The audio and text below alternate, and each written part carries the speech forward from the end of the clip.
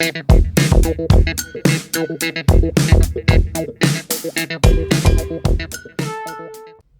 guys, what is up? This is Matthew Davis, me once again. Welcome back to the movie review, aka After I Saw this time, and it's going to be on Weapons. This movie follows a teacher, a police officer, a father, a kid, and a bunch of other characters as they are part of a mystery of a group of missing kids that have gone off wandering at 2:17 in the morning, and once they left, they never came back. And from there, all these people that are involved are wanting this mystery to be solved and seeing if they can get these kids back. And this movie comes to us from director Zach Cregger, the director of Barbarian. And I'm just going to say this right now, okay?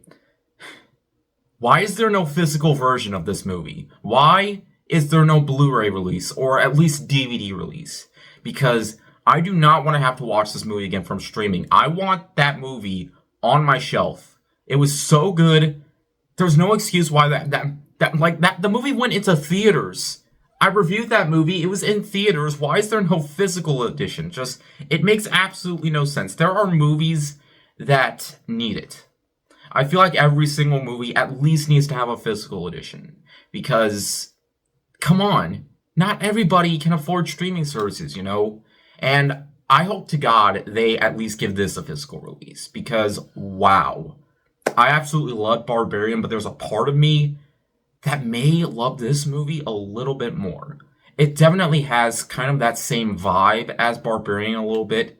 It's one of those movies where you should not watch a single trailer for this because you do not want too much information. Because if you do, it's probably not going to have that same effect on you. I mean, I did watch the trailer a few times, but I didn't want to know more about what exactly this movie was going to be about. And as I was watching this movie, it definitely had similarities to Barbarian, only it focuses on a lot more characters, as the movie is divided into kind of like an anthology setting where each time the story changes, but it's all the same story just told in different characters' perspective. And it isn't always going to be about, what exactly, these kids or where exactly these kids are, but I shouldn't go any further into this movie. You have to go into this movie with an open mind, just like Barbarian. But I can say right off the bat that this movie manages to be just as interesting as that film. As each time it changes from different character, more information gets brought out, and it starts making a lot more sense. Even some of the scenes that didn't really feel like they had that much of a purpose, but most of them do. Each time it cut to a new character, I honestly didn't mind if it just stuck with one character, but each character managed to get more interesting as it progressed, as they have so much involvement. It goes from the teacher to a father, in which one of their kids is part of the missing group, and so much more happens in this movie, even though it focuses on this one storyline of trying to get those kids back. And it has so many phenomenal performances all around, from Josh Brolin to Julia Garner. Is it Julia? But all around, everybody's great in the movie. Even the child actor who played Alex in the movie is absolutely phenomenal as well. He's almost like the Danny Torrance from The Shining a little bit. Though not like that red rum type of character. It's more like trying to make good decisions in order to, survive this movie. And the movie is a very slow burner. Not a whole lot happens in terms of gruesome violence or anything like that. Like, suspense happens, just not in that same way where, you just want tons of violence thrown at you in order to feel more entertained. But regardless, the mystery was so interesting that I could care less, because less definitely feels like more.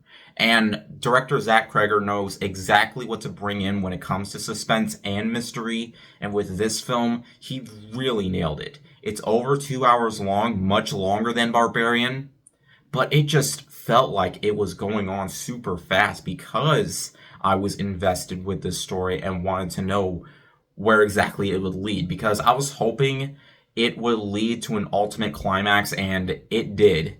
It did not disappoint whatsoever.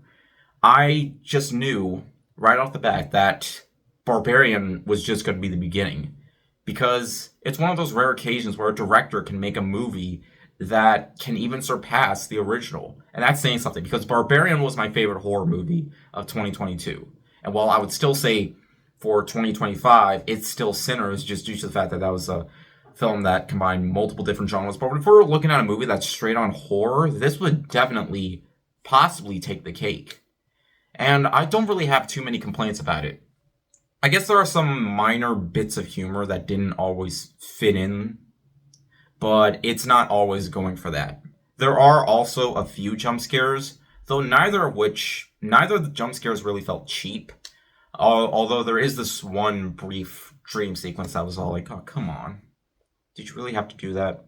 I mean, the dream wasn't false or anything like that. It's just like, regardless, there's still plenty to this movie that just all around works in the best possible way. From suspense to bonkers moments that truly just felt unpredictable. And as the movie just progressed, most of it wraps up super well.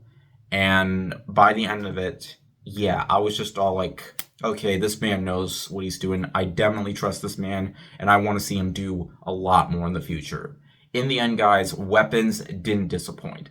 It's a suspenseful film with tons of characters that just make the story all the more interesting with the interactions that they have, to how certain scenes play out, and how they managed to bring them in later on. It was all around a beautiful package of suspense and goes for an absolutely wild ride that I'm not going to spoil when it does get to the later act. It was just all around a fun time. And yeah, these weapons work like a charm. There was actually quite a bit of people when I went to go see this movie, and it was in IMAX too, and usually IMAX costs more. I actually heard that the sales, in terms of, pre-ticket sales, actually sold, like, quite big in terms of, like, horror movies coming out. Like, it was probably the most that they had this year, from what I've read. And if that's the case, that makes me happy, because this is an original film that needs your support. I know Freakier Friday is coming out, and most people are probably going to see that because, it's a sequel to another film, and it's a film most people of any age can watch. But movies like this are the ones that, I feel like deserve far more recognition. But yeah, definitely check it out. And yeah, I am going to see Freakier Friday. I'm going to try reviewing it on Friday, even though I'm bringing this review out on a Friday. But regardless, yeah, but I had to talk about this movie first. I just had to. I just couldn't wait. But yeah, anyways, thank you guys so much for watching, and if you enjoyed this video, make sure to like, maybe subscribe for more. You can also follow me on Twitter, Instagram, or maybe Blue Sky. Links are in the description, and I'll see you guys later. Word out.